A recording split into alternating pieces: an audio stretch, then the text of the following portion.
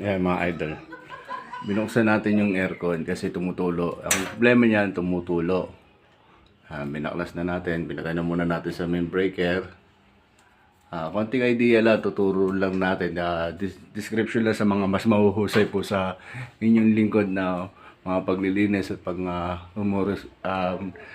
nagre-resolve ng mga ganitong case para sa aircon.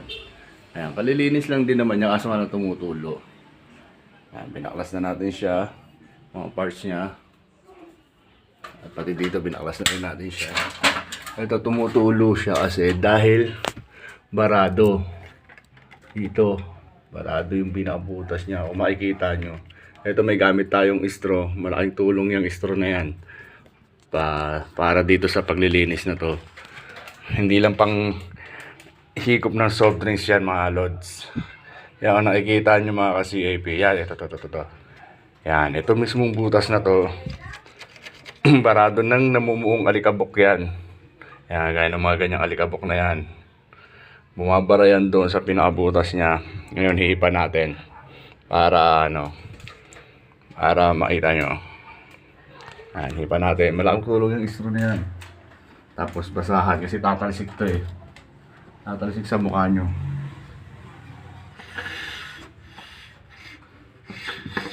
Kaya narinig nyo kumukulo-kulo.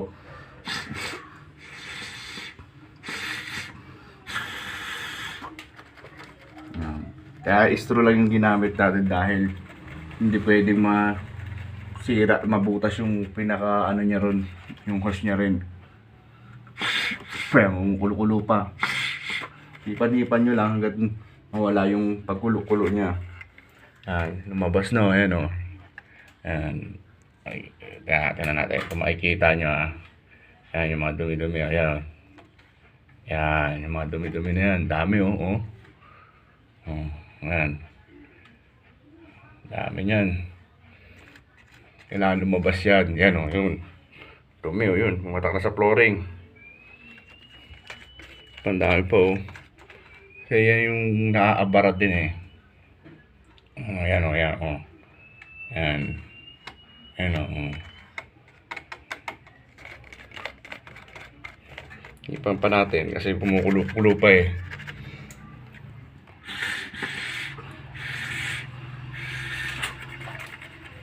Hindi porket nilinis nyo na pat itong pinagtatakbuhan ng niya pababayaan lang.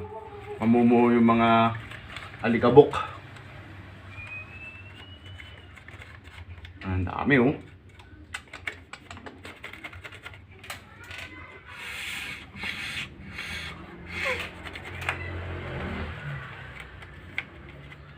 Alright, maya mga idol, balikan ko kayo. Punasan ko lang itong mga lumabas na alikabok tsaka tubig. Isa pa sa pinakamalaking magiging tulong para malinis yung pinag-aano ng tubig ng aircon. Para sa lamig niya, ito. Yung yung straw, nilagyan natin ng wipes. Ayan, pasok lang natin doon. Malambot naman yan eh. Makikita nyo kung gaano karami yan. Labas niyan.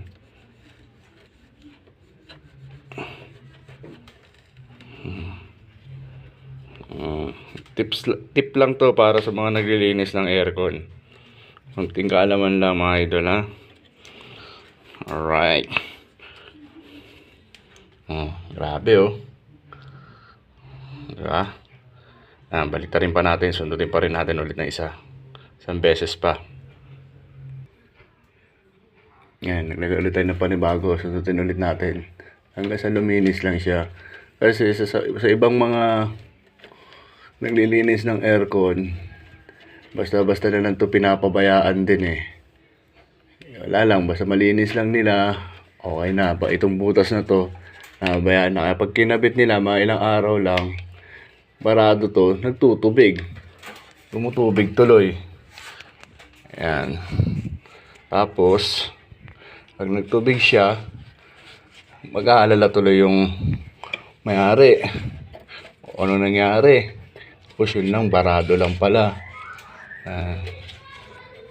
Punas na natin to dito para Luminis na rin ang gusto.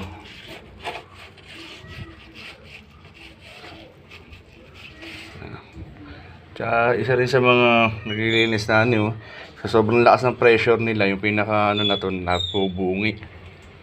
Hindi naman dapat may nilalagay na para ano na niya, matunaw yung mga alikabok eh. Hindi mo kailangan i-pressure ng gusto. Alright. Ayan, balik ko kayo mga idol. So, nalinis na natin gamit yung straw. Balikan natin. Alright, another tips lang mga ka-CAP at discriminate lang po para sa mga mahuhusay mga aircon technician po dyan, mga idol. Ito, konting tips lang naman din po ito na napag-aralan din ng inyong lingkod kasi that's the gusto. Alright, kakapitan. Sa mga punto na ito mga lods, kinakabit na natin at ingat-ingat lang din po mga idol sa pagkabit ng mga pagbalik ng mga body parts at lalo-lalo na yung sa timer. Baka kasi magkaroon ng problema pag balik nyo. Kaya ingat-ingat lang kasi mga malulutong na rin yan sa sobrang tagal yung ibang mga aircon. Ayan, sa punto na yung mga idol, tinetesting na natin siya, pinanda na natin siya ng 3 hours dyan. Ayan, mabataas lang po natin. Tingnan lang natin kung nagsiswing pa rin yung pinaka nasa baba niya, kung nagsiswing-swing pa. Para ano, testing na. Ayan, 3 hours na natin pinandar yan. Ayan, wala na yung tulo niya. Ayan, kaya mga idol, goods na ho tayo dyan. Alright. Ayan, arangkada na naman ang inyong kapitan. Alright, kahit saang paraan, umaarangkada. Yun, no? Ayan, goods na daw yan, idol. Ayan, thank you for watching.